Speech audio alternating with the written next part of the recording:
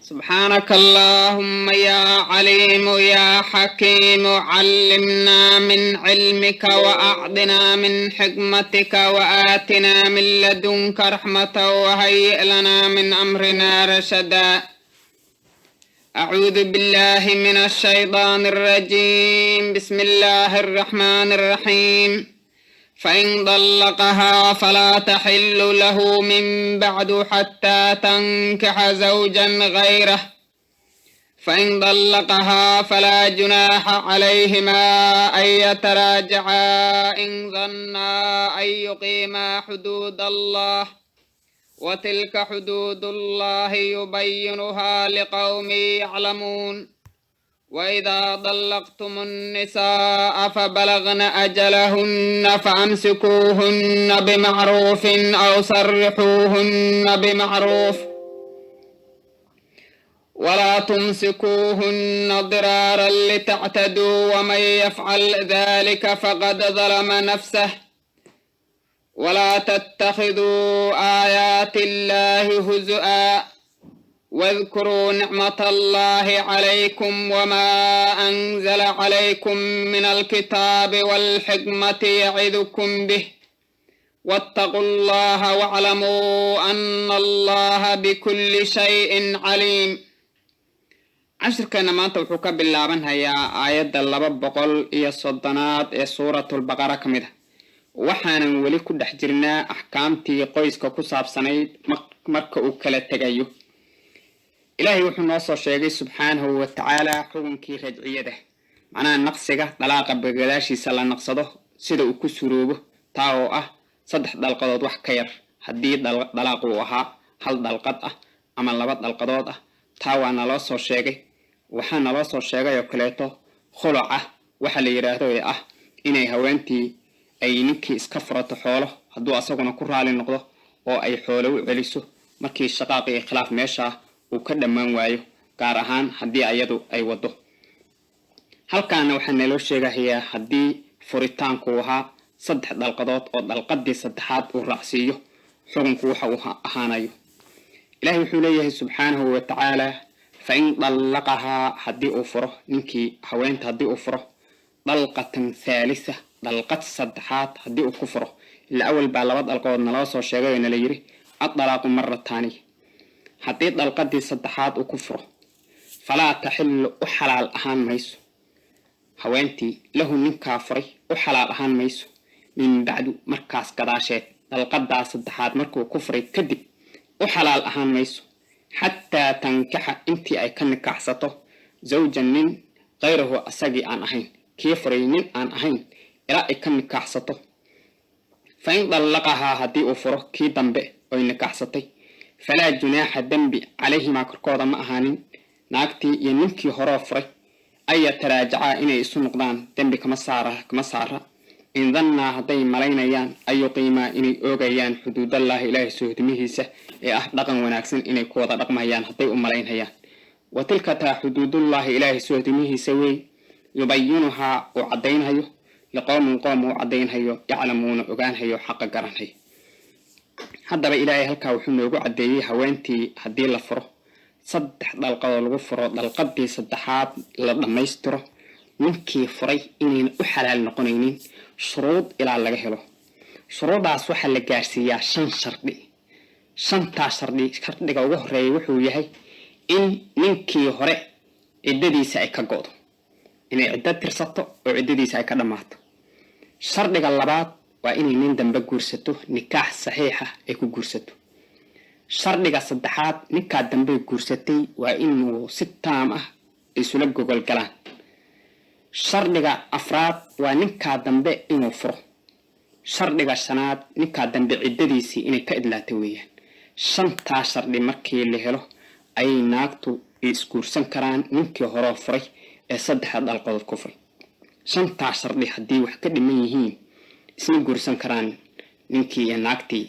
isku furay 3 dalqadood. haddaba waxaa halkan aan ku sii caddaynaynaa qiso dhacday nabiga zamankiisa calayhi salaatu wasalaam. waxaa laga sheegay caaisha in ay tiri nabiga waxaa u timid haween ayaa u timid. haweentaa markaa waxay ku tiri nabiga calayhi salaatu wasalaam رسولك إلهيو وحا إقابي جري من اللي يراهدو رفاعة طبادات منكا واو إفري markuu ifuray saddexda dalqadood buu ugu furay dhalaaqayga uu dhameystiray waxaan guursaday nin la yiraahdo Cabdurrahmaan ibn Zubayr ayaan guursaday ninkaas damban guursaday ee Cabdurrahmaan ibn Zubayr la yiraahdo waxaa niciisa ah oo la jira waxaad moodaabay tiri marada darafteeda oo kale markaa nabigu wuu qoslay asagoo qosolkii ku muusooday oo gartay ula joodada hadalkeedaas markaasuu wuxuu yiri ma waxaad doonaysaa inaad ninkii hore u noqoto miyaad doonaysaa in noqon maysid ilaa uu ka dhadhamiyo malab yarkaaga adiguna aad ka dhadhamiso malab yarowgiisa aad ka dhadhamiso haddaba hadalka nabigu uu leeyahay waxaad arkaysaa hadal sarbeeb inuu yahay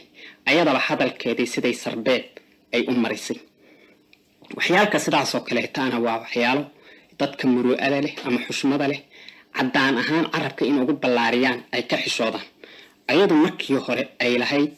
waxaa la jira ninkaas marada darafteeda moodaa waxay kaga sarbeebaysay ninka asaga ninimo inayna ka haynin sidaa ay uga sarbeebaysay markaas waxayna doonaysay ninkeedii hore inuu noqoto markuu nabigu ku gartay intuu qoslay oo asagoo yar dhool birahayo muusoon haya yaa wuxuu yiri in noqon maysid ninkaagii hore ilaa uu ka dhadhamiyo malab yarkaaga adiguna aad ka dhadhamisid malab yarowgiisa hadalkan markaa nabigu uu leeyahay asaguna waa sarbeeb oo uga sarbeebahayo isgogolgelid taama ilaa la idinka dhexelo ninkii hore u noqon maysid markaa naagtii way iska joogtay intii muddo ah kolkaasi haddana nabiga ku soo noqotay calayhi salaatu wasalaam oo ku tiri rasuulkii allow ninkaygii damban guursaday waa i taabtay bay tiri markaasuu yiri hadalkaaga horaad ku been sheegtay oo beenisayoo hadalkaagaan dambe ku rumayn mahay maxaa yeelay hadalkeedii hore wuxuu tilmaamayay inaynan ninimo ku haynin ayuu tilmaamayay haddana waxay tilmaamaysaa inay ninimo ka heshay ayay tilmaamaysaa markaasuu nabigu ugu jawaabay hadalkaaga horaad ku been sheegtayoo kaaga dambe ku rumayn mahay naagtii markaa way iska joogtay nabigu markuu dhintay calayhi salaatu wasalaam ayay u timid abubakar as-siddiiq markaasay ku tiri hadalkii nabiga oran jirtay ninkaygii hore saas oo ahaa waa i furay ninkaa dambe oo Cabdurrahmaan ibn Zubayr la yiraahdaan guursaday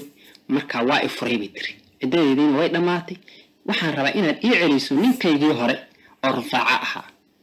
kolkii sidaas tiri ayuu yiri abubakar as-siddiiq waxaan golo joog u ahaa markhaatina ka ahaa markaad nabiga u timid calayhi salaatu wasalaam oo hadalkii uu ku yiri waan maqlay hadalku ku yiri weeyaan u noqon maysid buu markaa yiri way iska joogtay abubakar as-siddiiq markuu dhintay ayay haddana u timid Umar ibn Khattab oo ah khaliifkii labaad ee rasuulka ka khaliif ahaa hadalkii abubakar ay ku tiro kale ay ku tiri markaasuu wuxuu ku yiri Umarna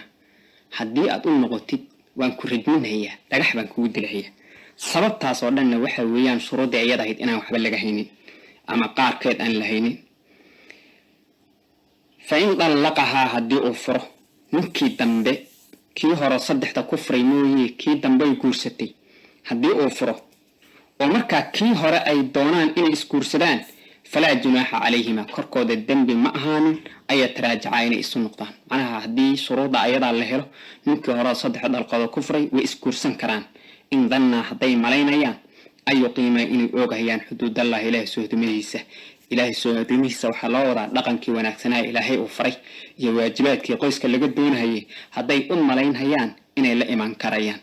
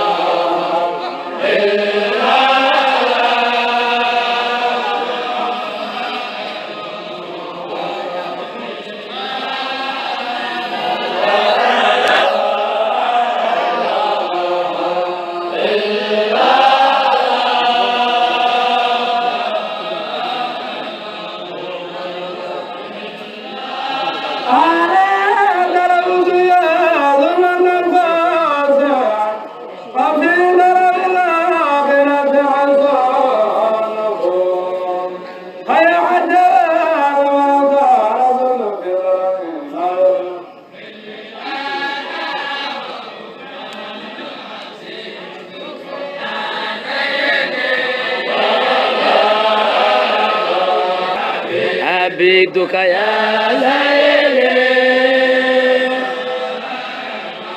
له نحن عبيدك